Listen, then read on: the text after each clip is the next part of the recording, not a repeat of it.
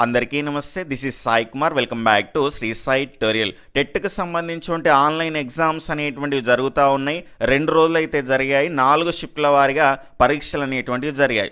వీటి ఆధారంగా మనము ఎలాంటి జాగ్రత్తలు తీసుకోవాలి, మనకు 8th నుంచి పేపర్ 1 వాళ్ళకి సంబంధించిన ఎగ్జామ్స్ అనేటువంటివి స్టార్ట్ అవుతున్నాయి. వీళ్ళు ఏ అంశాలపైన ఫోకస్ చేయాల్సినటువంటి అవసరం అయితే ఉంటుంది, ఏ క్లాస్ వరకు చదవాల్సినటువంటి అవసరం అయితే ఉంటుంది, ఏ అంశాలపైన ఎక్కువ ఫోకస్ చేస్తే స్కోర్ చేసుకోవడానికి మనకి ఎక్కువ అవకాశం ఉంటుంది అనేటువంటి అంశంతో పాటు మళ్ళీ 11th నుంచి అయితే పేపర్ 2 వాళ్ళకి సంబంధించిన ఎగ్జామ్స్ అనేటువంటివి జరుగుతాయి. ఆల్రెడీ పేపర్ 2కి సంబంధించినటువంటి 4 షిఫ్ట్ల వారీగా పరీక్షలు అనేటువంటివి జరిగినాయి. కాబట్టి వాటి ఆధారంగా మనం ఏం నేర్చుకోవాల్సినటువంటి అవసరం ఉంటుంది అనేటువంటి అంశాలపైన క్లియర్గా ఈ వీడియో ద్వారా మాట్లాడుకునేటువంటి ప్రయత్నం అయితే చేద్దాం.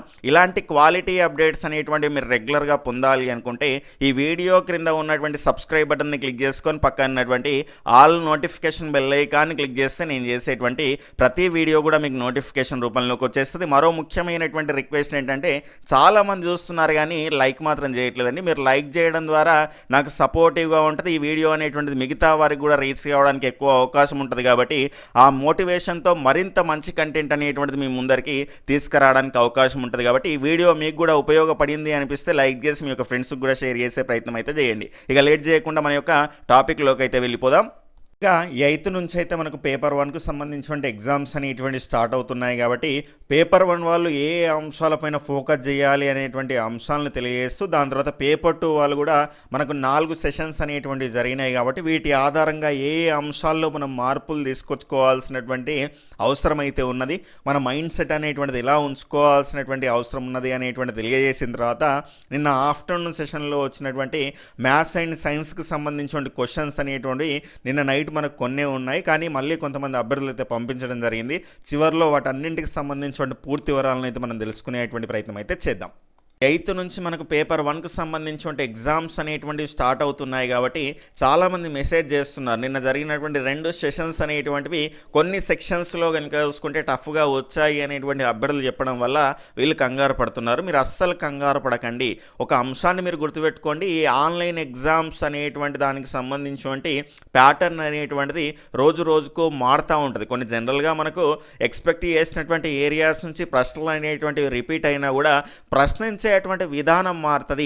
ఒక రోజు జ్ఞానానికి సంబంధించిన క్వశ్చన్స్ ఎక్కువగా రావడం, మరో రోజు అప్లికేషన్కి సంబంధించిన బిట్స్ అనేటువంటి ఎక్కువగా రావడం, వీటి ద్వారా ప్రశ్నాపత్రం అనేటువంటిది కొంత కఠినంగా అనిపించవచ్చు. ఆ అంశాన్ని మీరు గుర్తుపెట్టుకోండి. కాబట్టి ఒకే అంశాన్ని మీరు మైండ్లో పెట్టుకోండి, ఇప్పటి వరకు నేను చదివినటువంటి అంశాలు మాత్రమే ఎగ్జామ్లో వస్తాయి, ఖచ్చితంగా నేను ఎగ్జామ్ అనేటువంటిది మంచిగా రాసొస్తాను, మంచి స్కోర్ అనేటువంటిది సాధిస్తాను అనేటువంటి పాజిటివ్ మైండ్ సెట్ని మీరు ఏర్పాటు చేసుకునేటువంటి ప్రయత్నం అయితే చేయండి. అనవసరంగా మాది కూడా ఇక కష్టంగానే వస్తుందేమో, మంచి మంచి క్వశ్చన్స్ అన్నీ ముందే పోతున్నాయి, ఇక మాకేమవుతుందో, ఇట్లాంటి మైండ్ సెట్ అనేటువంటి తీసేయండి. ఇప్పటివరకు మీరు చదివినటువంటి అంశాలని మాత్రమే రివిజన్ చేసుకోండి. ఖచ్చితంగా తెలుగు పరంగా చూసుకుంటే లాస్ట్ పేజెస్ నుంచి మనకు 3 నుంచి 5 ప్రశ్నలు అనేటువంటివి వస్తున్నాయి. కాబట్టి ఖచ్చితంగా వాటిని చూసుకొని వెళ్ళే ప్రయత్నం అయితే చేయండి. మన యాప్లో మీకు అందుబాటులో ఉన్నాయి. వీడియో యొక్క డిస్క్రిప్షన్లో కామెంట్ సెక్షన్లో మన యొక్క యాప్ యొక్క లింక్ ఉంటుంది. అదేవిధంగా వాట్సాప్ గ్రూప్ లింక్ అనేటువంటిది ఉంటుంది. తప్పకుండా జాయిన్ అవ్వండి. డిఎస్సి కరెంట్ అఫైర్స్ చాలా ముఖ్యమైనటువంటి సమాచారం షేర్ చేయడంతో పాటు ఖచ్చితంగా ముఖ్యమైనటువంటి పీడిఎఫ్స్ని కూడా మన గ్రూప్స్ ద్వారా మీకు అందిస్తాను. అదేవిధంగా మన యాప్లో కూడా మీకు సిద్ధంగా ఉంచడం జరిగింది. వీడియో యొక్క డిస్క్రిప్షన్లో ఉన్నటువంటి లింక్ ద్వారా మీరు డౌన్లోడ్ చేసుకొని యాప్ ఓపెన్ చేసిన తర్వాత కొత్త వాళ్ళు అయితే మీరు రిజిస్టర్ అవ్వండి. కొత్త పాస్వర్డ్ మీరే పెట్టుకోండి, 12345 లేదంటే సాయి 123 అని. దాని తర్వాత మీరు లాగిన్ అయితే మీ మొబైల్ నెంబరు, దాని తర్వాత పాస్వర్డ్ ఎంటర్ చేసి ఈ రకంగా మీకు టెట్ డిఎస్సికి సంబంధించి free material for TG TET DSC అని 2025 అని ఐకాన్ కనిపిస్తుంది. లేదంటే కిందికి వస్తే ఈ రకమైనటువంటి 2 కనిపిస్తాయి. ఇక్కడ -3 అనేటువంటిది ఉంటుందండి, -3 అనేటువంటిది ఉంటుంది, గెట్ కోర్స్ అని ఉంటుంది. అదంతా కూడా ఫ్రీగానే మీకు అందుబాటులో ఉంటున్నది. కాబట్టి ₹1 కూడా మీరు చెల్లించాల్సిన అవసరం లేదు. దీన్ని వ్యూ అని కొట్టండి, లేదంటే గెట్ కోర్స్ అని వస్తుంది మీకు యాప్లో. అది కొట్టిన తర్వాతనే ఇక్కడ ప్రీవియస్ పేపర్స్ అందుబాటులో ఉన్నాయి. పేపర్ 1 వాళ్ళకి సంబంధించి, పేపర్ 2 వాళ్ళకి సంబంధించి. అదేవిధంగా చాలా ముఖ్యమైనటువంటి ఏరియా చూసుకుంటే ఇక్కడ ఈ ఏరియా మీరు చదువుకొని వెళ్ళిననుకోండి, మీరు జర్నీలో అది బస్సులో కానీ ట్రైన్లో కానీ వెళ్తా మీరు చదువుకుంటూ ఉండొచ్చు. యాప్లో మీకు మంచి అవకాశం అనేటువంటిది కల్పించడం జరిగింది. కాబట్టి యూటిలైజ్ చేసుకునే ప్రయత్నం అయితే చేయండి. ఈ ఒక్క సెక్షన్ మీరు చదివిన అనుకోండి, దాదాపుగా 3 నుంచి 5 ప్రశ్నలు అనేటువంటివి మీ చేతిలో ఉన్నట్టే. ఆ అంశాన్ని మీరు గుర్తుపెట్టుకోండి. మిగిలినటువంటి క్విక్ రివిజన్కి ఉపయోగపడేటువంటి 8th class notes, 9th class notes, psychology short notes, అదేవిధంగా మిగిలినటువంటి కంటెంట్ అంతా కూడా మీకు చాలా ఫ్రీగా, చాలా క్వాలిటీగానైతే అందిస్తున్నాం కాబట్టి దీన్ని యూజ్ చేసుకునేటువంటి ప్రయత్నం అయితే చేయండి. అయితే కొంత ఫైల్ సైజ్ అనేటువంటిది కనుక ఎక్కువగా ఉంటే ఓపెన్ కావడానికి టైం పడుతుంది. కాబట్టి ఆ అంశాన్ని మీరు గుర్తుపెట్టుకొని ఒక్కసారి ఓపెన్ అవుతే మళ్ళీ ఓపెన్ అవుతుంది. నెట్ అనేటువంటిది మీకు ఓపెన్ అయిన తర్వాత తిరుగుతూ ఉంటే నెట్ అనేటువంటిది పైన నడుస్తూ ఉంటుంది, ఎంబీస్ అనేటువంటివి అయిపోతూ ఉంటాయి, అది చూసుకోండి. అందుకే మనకు సైజ్ అనేటువంటిది కొద్దిగా పెద్దగా ఉంటే మాత్రం కొంచెం టైం తీసుకుంటుంది. ఒక్కసారి ఓపెన్ అయిందంటే మళ్ళీ ఫాస్ట్గా ఓపెన్ అవుతాయి. ఆ అంశాన్ని మీరు గుర్తుపెట్టుకునే ప్రయత్నం అయితే చేయండి. వీటిని ఖచ్చితంగా ఉపయోగించుకునే ప్రయత్నం అయితే చేయండి. ఖచ్చితంగా చాలామంది ప్రీవియస్ క్వశ్చన్స్, దాని తర్వాత ఈ అర్థాలకు సంబంధించిన పేజెస్, సైకాలజీకి సంబంధించిన షార్ట్ నోట్స్ చాలా చక్కగా ఉపయోగపడ్డది అనేటువంటి అంశాన్ని అయితే చాలామంది చెప్తున్నారు. మీరు కూడా యూటిలైజ్ చేసుకునేటువంటి ప్రయత్నం అయితే చేయండి. పేపర్ 1 వాళ్ళు ఎక్కువ ఫోకస్ చేయాల్సినటువంటి అంశాలు కనుక చూసుకుంటే 6th క్లాస్ నుంచి 8th వరకు మీరు ఎక్కువ ఫోకస్ చేయండి. చదవాల్సినటువంటి అంశాలు కనుక చూసుకుంటే యాజ్ పర్ సిలబస్ ప్రకారంగా 3rd క్లాస్ నుంచి 8th క్లాస్ వరకు అన్ని అంశాలు, అదేవిధంగా లింక్డ్ టాపిక్స్ కనుక చూసుకుంటే 9th 10th సంబంధించిన అంశాలను అయితే చదవాలి. అయితే 9th 10th మేము ఇంతకుముందు చదివినాము అంటే మాత్రం చూసుకోండి. ఇప్పుడు కొత్తగా మాత్రం వాటి జోలికైతే పోకండి. కొత్తగా చదవనటువంటి వాళ్ళు మీరు వీటిని టచ్ చేయాల్సినటువంటి అవసరం లేదు. 3rd క్లాస్ నుంచి 8th వరకు మీరు పర్ఫెక్ట్గా ఉంటే సరిపోతుంది. ఆ అంశాన్ని గుర్తుపెట్టుకోండి. మేము చదివినటువంటి అంశాల నుంచే ఖచ్చితంగా వస్తాయి, మంచి స్కోర్ సాధిస్తాను అనేటువంటి ఆ పాజిటివ్ దృక్పథాన్ని మీ మైండ్లో ఉంచుకునే ప్రయత్నం అయితే చేయండి. అనవసరమైనటువంటి అంశాలని మైండ్లో పెట్టుకోకండి. దాని తర్వాత ఇక్కడ చూసుకుంటే ఈ 3rd క్లాస్ నుంచి 8th క్లాస్ వరకు కనుక చూసుకుంటే 8th ఫిజిక్స్ చదవాలని అడుగుతున్నారు. అవసరం లేదండి, ఎందుకంటే మనకు సిలబస్లో లేదు. సిలబస్లో ఉన్నటువంటి అంశాల నుంచే ప్రశ్నలు అనేటువంటివి వస్తాయి. కాబట్టి ఇక్కడ 3rd క్లాస్ నుంచి మీరు 8th క్లాస్ వరకు ఉన్నటువంటి ఎక్సెప్ట్ ఫిజిక్స్కి సంబంధించిన అంశాలని చదివితే సరిపోతుంది. అయితే మరి ఇక్కడ 6, 7లో ఉన్నటువంటి ఫిజిక్స్ చదవాలన్నా అంటే విద్యుత్కు సంబంధించిన ఫిజిక్స్కి సంబంధించిన అంశాలు అయితే చదవండి. ఖచ్చితంగా మనకు ప్రశ్న రావడానికి అవకాశం ఉంటుంది. ఎందుకంటే గృహోపకరణాలు అనేటువంటి అంశాన్ని అయితే మనకు అక్కడ ఇవ్వడం జరిగింది. లేదు సార్ మాకు బిట్టు మిస్ కావద్దు, ఒకవేళ వస్తే గిట ఎగ్జామినరు ఓవర్లుక్లో ఇస్తే కనుక పోతుంది అంటే 6, 7లో ఉన్నటువంటి ఫిజిక్స్ కూడా మీరు చదవండి, ఇబ్బంది ఏమీ లేదు, అది ఈజీగానే ఉంటుంది. కాబట్టి చదవాలి అనుకున్న వాళ్ళు మీకు ఇబ్బంది లేకుంటే చదవండి. లేదు నాకు టైం లేదు, ఇప్పుడు ఉన్నటువంటి దానిలో మంచి స్కోర్ సాధించాలి అంటే ఈ ఫిజిక్స్ అనేటువంటిది అవసరం లేదు. ప్రశ్నలు అనేటువంటివి ఎప్పుడూ కూడా రాలేదు. వస్తే ఒక విద్యుత్ నుంచి మాత్రం ప్రశ్న అనేటువంటిది రావడానికి అవకాశం అనేటువంటిది ఉన్నది. 8th క్లాస్ ఫిజిక్స్ అనేటువంటిది మీరు మొత్తానికే చదవాల్సినటువంటి అవసరం అయితే లేదు. మరి ఎక్కువ ఫోకస్ చేయాల్సినటువంటి అంశాలు కనుక చూసుకుంటే 6 నుంచి 8 వరకు మీరు ఫోకస్ చేస్తే, అంటే అన్నీ చదివినరు కానీ ఇప్పుడు రివిజన్ చేసేటువంటి టైం కాబట్టి 6 నుంచి 8వ తరగతి వరకు మీరు ఎక్కువ ఫోకస్ చేసేటువంటి ప్రయత్నం అయితే చేయండి. ఇందులో ముఖ్యంగా తెలుగు సబ్జెక్టు పరంగా చూసుకుంటే వెనకాల ఉన్నటువంటి అర్థాలు, పర్యాయ పదాలు ఇవన్నీ కూడా మీరు ఇక్కడ ఖచ్చితంగా మీరు 3rd క్లాస్ నుంచి 8th క్లాస్ వరకు ఉన్నటువంటి అన్ని పేజెస్ అనేటువంటివి, లాస్ట్లో ఉన్నటువంటి పేజెస్ అనేటువంటివి చదవాలి. ముఖ్యంగా ఎక్కువ ఫోకస్ చేయాల్సినటువంటి అంశాలు 6th క్లాస్ నుంచి 8th క్లాస్ వరకు. మరి 9th 10th పోవద్దా, బిట్టు వచ్చే అవకాశం లేదా అంటే 1, 2 ఒకవేళ వచ్చినా కూడా రాకపోయేటువంటి అవకాశాలే మనకు ఎక్కువగా ఉన్నాయి. చదివిన వాళ్ళు ఉంటే మాకు ఇబ్బంది లేదంటే చదవండి, ఇబ్బంది ఏం లేదు. ఒక్క బిట్ అయినా కూడా మనకు అంత సులభంగా డిఎస్సిలో మనకు జాబ్ సాధించడానికి చాలా ఎక్కువగా ఉపయోగపడుతుంది. పాయింట్ 1, పాయింట్ 2లలో మిస్ అయింది కాబట్టి. ఇక నేను కొత్తగా ఇప్పుడు చదవాలంటే అది ఒడిసే పని కాదు కాబట్టి అనవసరంగా వాటి జోలికి పోకండి.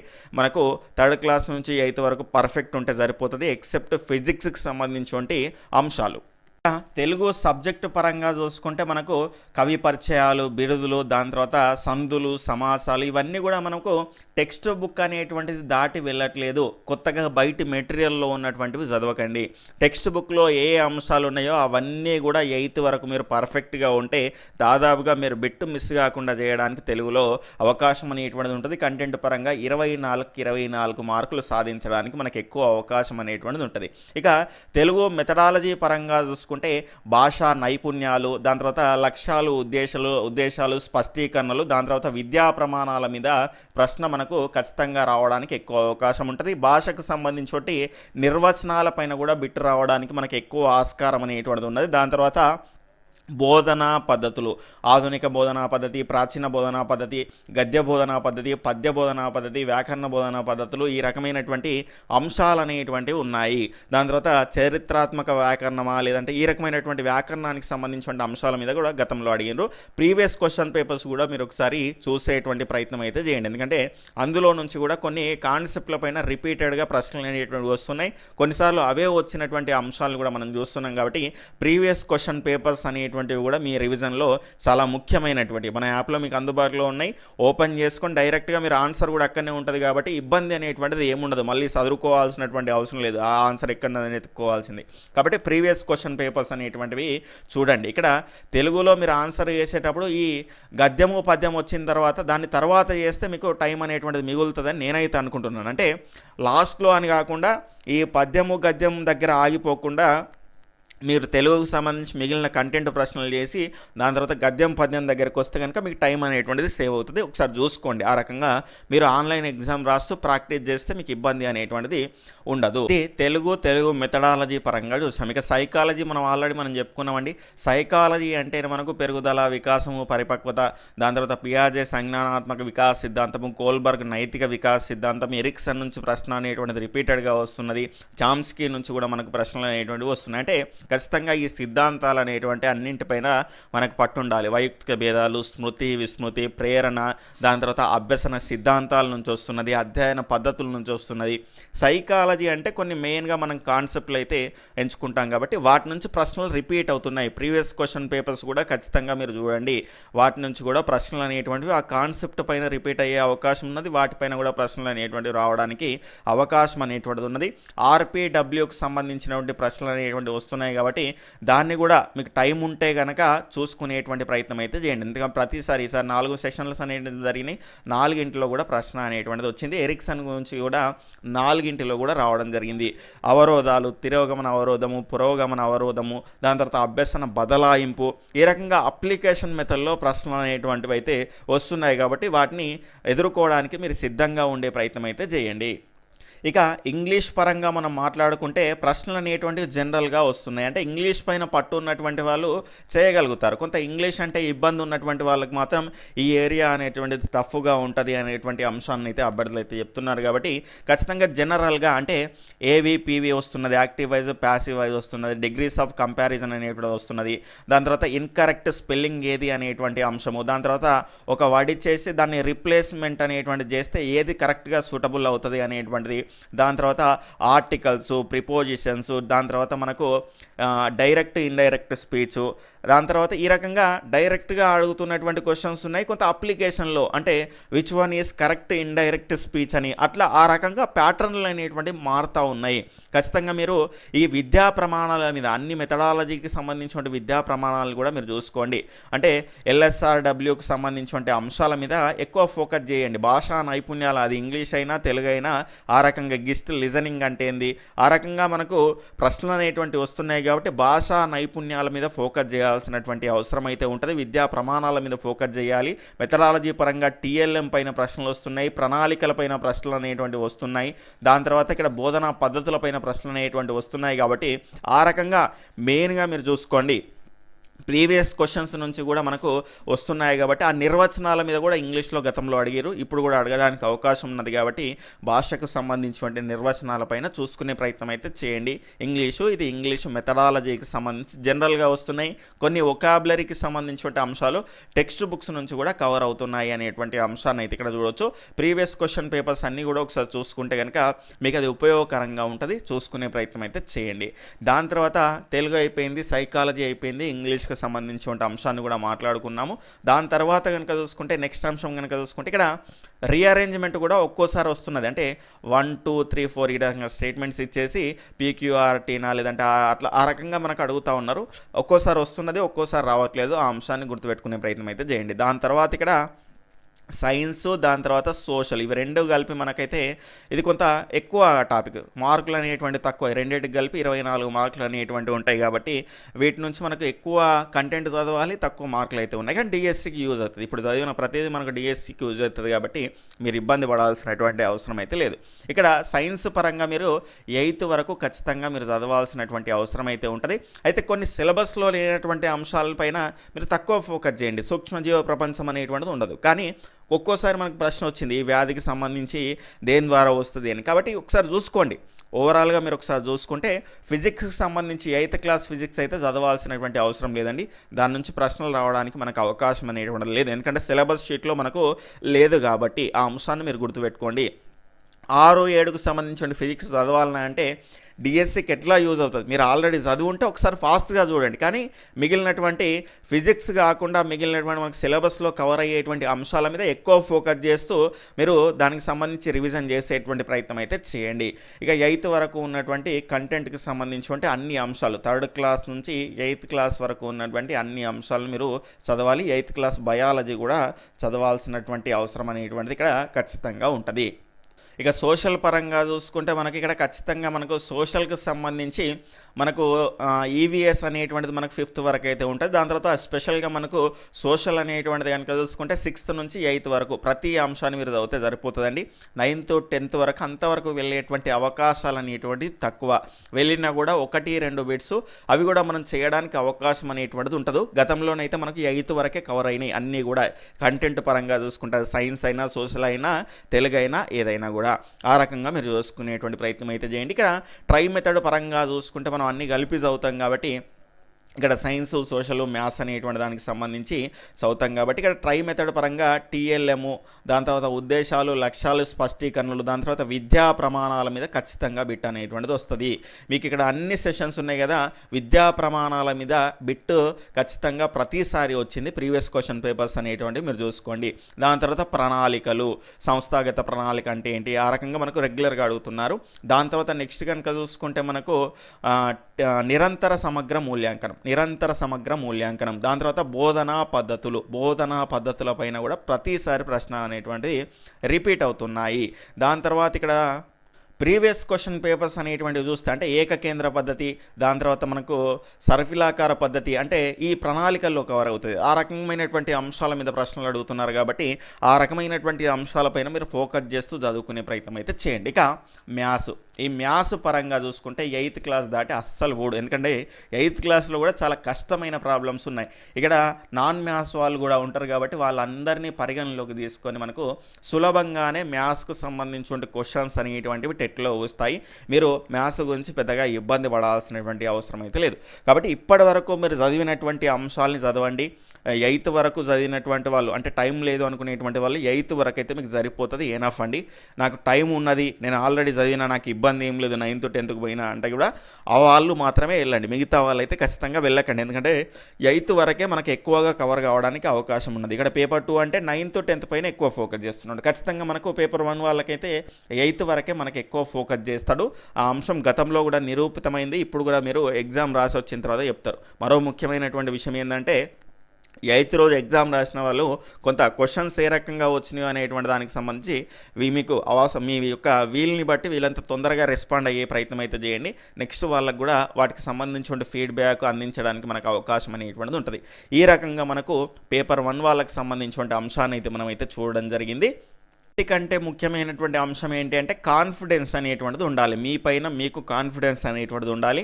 నేను మంచిగా ఎగ్జామ్ రాసి వస్తా, మంచి స్కోర్ అనేటువంటిది సాధిస్తా అనేటువంటి ఆ పాజిటివ్ దృక్పథం అనేటువంటిది మీ మైండ్లో నింపుకునే ప్రయత్నం అయితే చేయండి. అనవసరంగా అందరికి ఫోన్ చేశారు, నువ్వు అది చదివినావా, ఇది చదివినా అని ఇప్పుడు అడిగి ఆగం కాకండి. ఎందుకంటే మీరు చదివినటువంటి వరకు చదివారు, ఖచ్చితంగా మీరు 100% అనేటువంటిది అక్కడ ఆన్లైన్ ఎగ్జామ్లో ఇవ్వాలి. మేము చదివినటువంటి అంశాలని మనకు ఎగ్జామ్ని ఇస్తారు అనేటువంటి అంశాలపైన మీరు ఫోకస్ చేస్తూ పాజిటివ్ దృక్పథాన్ని మీ మైండ్ సెట్లో నింపుకునే ప్రయత్నం అయితే చేయండి. ఎగ్జామ్ రాయడానికి వెళ్తున్నటువంటి అందరికీ కూడా ఆల్ ది బెస్ట్ అండి. ఇక పేపర్ 2 వాళ్ళకి సంబంధించి ఒకసారి చూద్దాం. ఇక మొన్న జరిగినటువంటి సెషన్స్ ఆధారంగా చూసుకుంటే పేపర్ 2 వాళ్ళకి సంబంధించి మీకు సంబంధించినటువంటి కంటెంట్ పరంగా చూసుకుంటే 9th 10th పైన ఎక్కువ ఫోకస్ చేస్తున్నాడు. 1-2 ప్రశ్నలు ఇంటర్ వరకు కూడా వెళ్తున్నాడు. ఇక్కడ 8th 9th పైన మీరు ఎక్కువ ఫోకస్ చేయండి. అంటే 6th 7th నుంచి అయితే ఎక్కువగా ప్రశ్నలు అనేటువంటి కవర్ కావట్లేదు. అంటే ఇది చదవకండి అని కాదు, వీటిని కూడా ఒకసారి చూసుకోండి. కానీ ఎక్కువ కాన్సెప్ట్ అనేటువంటిది ఇక్కడ నుంచి మనకు వస్తున్నాయి కాబట్టి 9th 10th నుంచి వీటిపైన మీరు ఎక్కువ ఫోకస్ చేసేటువంటి ప్రయత్నం అయితే చేయండి. ఇక సైకాలజీ పరంగా చూసుకుంటే మనం ఇంతకుముందు చెప్పుకున్నట్టుగా ఇప్పుడు నేను నెక్స్ట్ పేపర్ 2కి సంబంధించినటువంటి ప్రశ్నలు ఎలా వచ్చాయి అనేటువంటి అంశాలపైన క్లియర్గా నేను చెప్తాను. మనం ఎక్స్పెక్ట్ చేసినటువంటి పియాజే, దాని తర్వాత వైయక్తిక భేదాలు, వికాస దశలు, వికాస నియమాలు, పెరుగుదల, పరిపక్వత, వికాసము, దాని తర్వాత ఎరిక్సన్, ఈ రకంగా మనం ఎక్స్పెక్ట్ చేసినటువంటి ఏరియాస్ నుంచి కొంత అప్లికేషన్లు ప్రశ్నల తరహా మారుతున్నది. కానీ కాన్సెప్ట్ ఏం మిస్ కావట్లేదు. అంటే ఒకరోజు ప్రేరణ ఇస్తే ఇంకో రోజు అభ్యసనానికి సంబంధించినటువంటి అంశాల గురించి ఇస్తున్నాడు. దాని తర్వాత అవరోధాలు ఇస్తేనేమో బదలాయింపు, ఈ రకంగా ఒక్కొక్క రకంగా మారుతూ ఉన్నది. వాటిని చూసుకునే ప్రయత్నం అయితే చేయండి. తెలుగు పరంగా చూసుకుంటే ఇక్కడ 9th 10th సంబంధించినటువంటి అంశాలపైన కూడా అంటే అర్థాలు, పర్యాయ పదాలు, నానార్థాల మీద అయితే ఫోకస్ చేస్తున్నాడు. కవులు, కవి పరిచయాలు, వీటి గురించి మాత్రం మనకైతే 8th వరకు అయితే అడిగారు ఇప్పటివరకు జరిగినటువంటి 4 సెషన్స్లో. కాబట్టి ఇక్కడ 9th 10th పైన మీకు కంటెంట్ పరంగా మీరు ఫోకస్ చేసేటువంటి ప్రయత్నం అయితే చేయండి.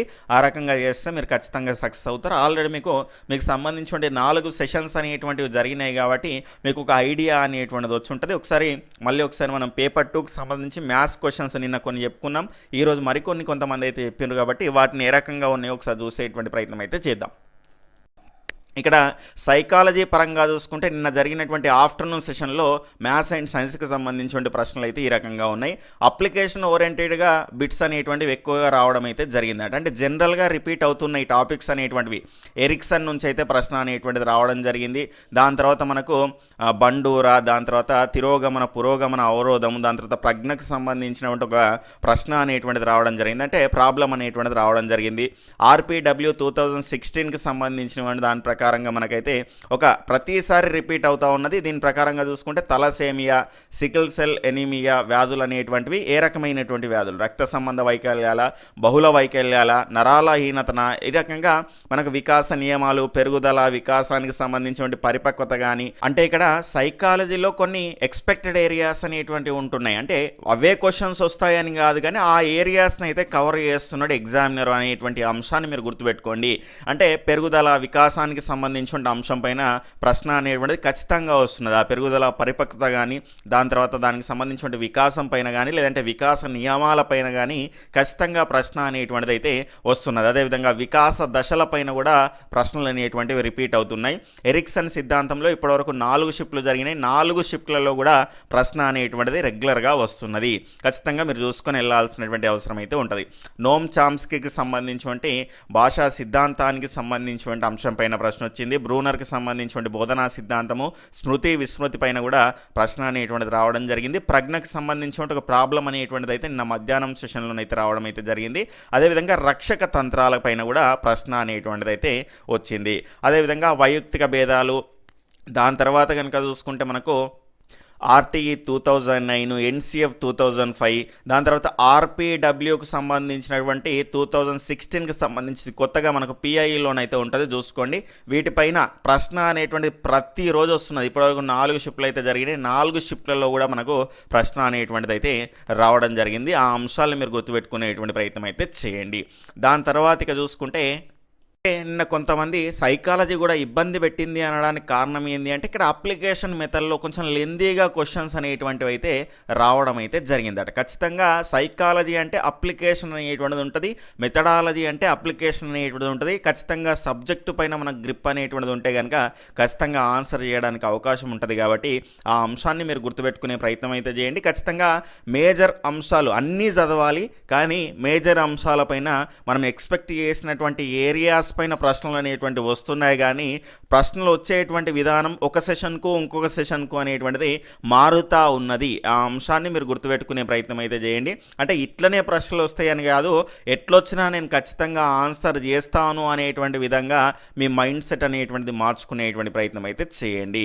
ఇవి ఎందుకు మరి అంటే ఖచ్చితంగా అంటే ప్రశ్నలు ఎట్లొస్తున్నాయి, ప్రశ్నల సరళి అనేటువంటిది ఏ రకంగా ఉంది, మనకి ఏ రకంగా రావడానికి అవకాశం ఉన్నది అని తెలుసుకోవడానికి కొంతవరకు ఉపయోగపడతాయి. కాబట్టి ఈ రకంగా ఇవి కూడా చూసేటువంటి ప్రయత్నం అయితే చేయండి.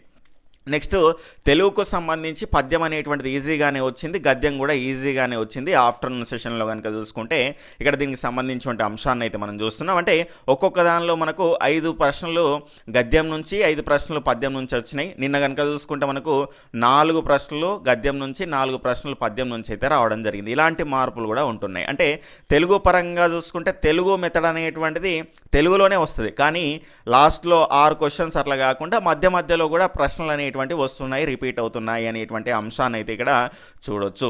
ఈ రకమైనటువంటి అప్డేట్. దాని తర్వాత తెలుగు జానపద సాహిత్యంలో పిహెచ్డి చేసినటువంటి వారు ఎవరంటూ ఆచార్య బిరుదురాజు రామరాజుకి సంబంధించిన ప్రశ్న. ఆత్మవేదన అనేటువంటి కవితా సంపుటి అనేటువంటిది ఎవరిది అనేటువంటి ప్రశ్న అనేటువంటిది అయితే రావడం జరిగిందట. ముఖార విందము అనేటువంటి అంశం పైన సమాసం అనేటువంటిది వచ్చింది. తస్కరులు అనేటువంటి దానికి సంబంధించి పర్యాయ పదం అనేటువంటిది రావడం జరిగింది. ఫనం యొక్క నానార్థాలు అయితే రావడం జరిగింది. వడుకొడుపులు అంటూ దీనికి సంబంధించి అర్థం అనేటువంటిది రావడం అయితే జరిగింది. అంటే వస్త్రాలకు సంబంధించినటువంటివి ప్రశ్న. అయితే ఇక్కడ పేపర్ 2 వాళ్ళకి సంబంధించి తెలుగులో కనుక చూసుకుంటే 9th 10th పైన అర్థాలు పర్యాయ పదాలపైన కూడా ఫోకస్ చేస్తున్నాడు.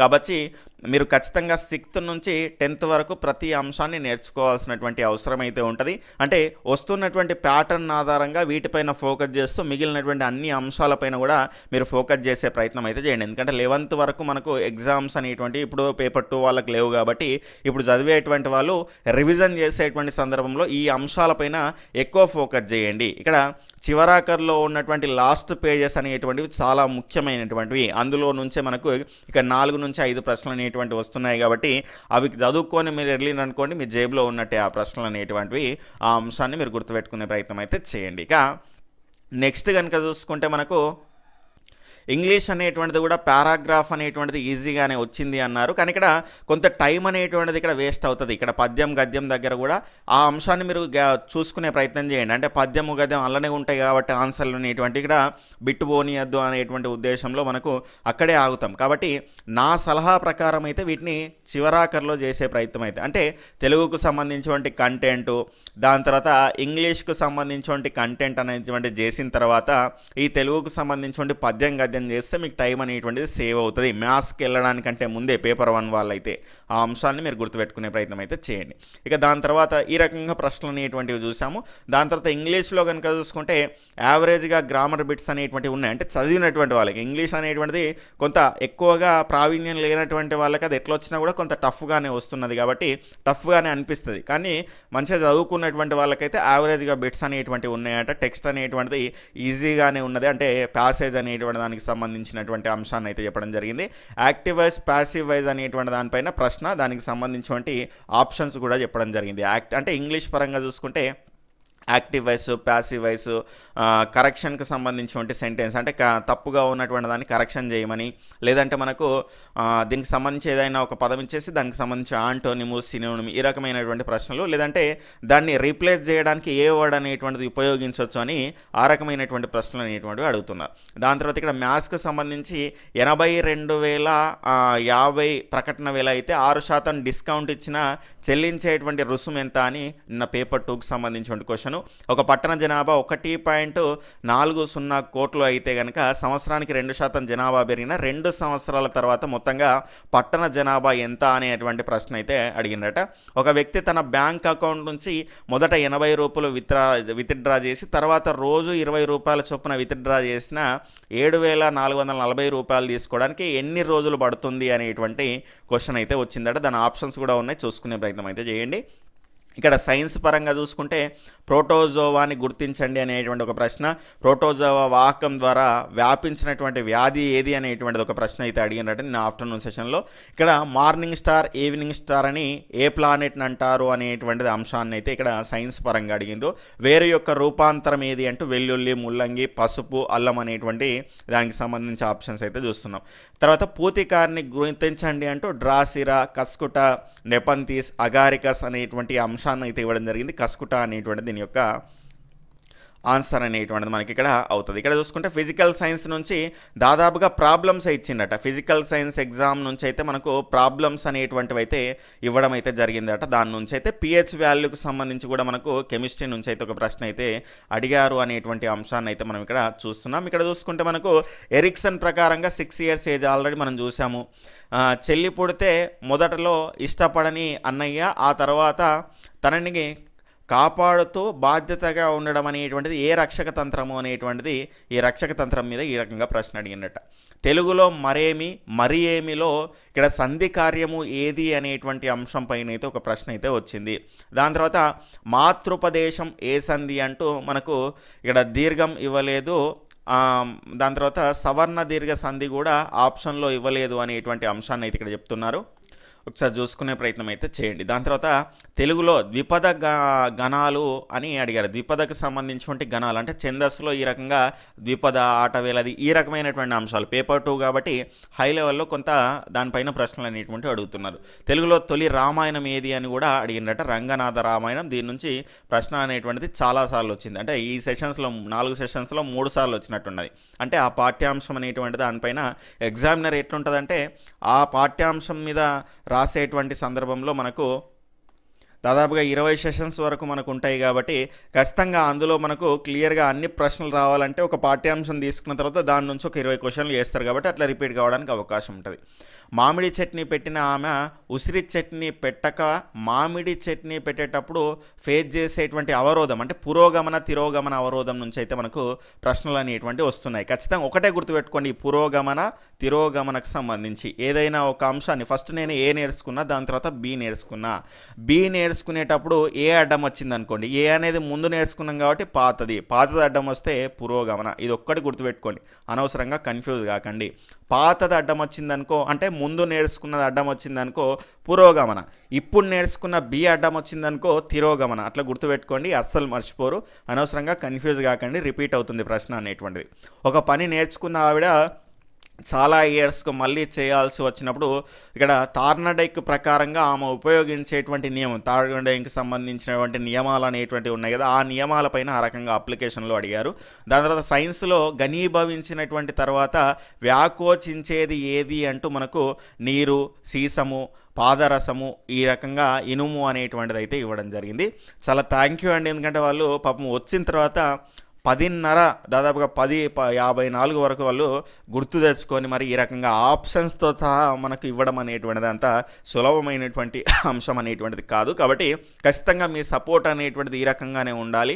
ఇంతవరకు నేను ఇక్కడ సబ్స్క్రైబర్స్ నుంచి ఏమీ ఆశించలేదు, కానీ ఇప్పుడు మీ అవసరం అనేటువంటిది ఉన్నది కాబట్టి ఖచ్చితంగా మీరు నాకు సపోర్ట్ అనేటువంటిది చేస్తున్నారు. మీరు ఇచ్చినటువంటి ఈ రకమైనటువంటి ఫీడ్బ్యాక్ వల్లనే నేను మిగిలినటువంటి వారికి కూడా ఈ రకమైనటువంటి క్లారిటీ అనేటువంటిది ఇవ్వగలుగుతున్నాను. ఇక్కడ WXYలు వరుసగా మనకు 1, 7, 10, 13 pH వాల్యూ ఉంటే వాటిలో బలమైనటువంటి క్షారం ఏది అనేటువంటిది ప్రశ్న అయితే వచ్చిందట.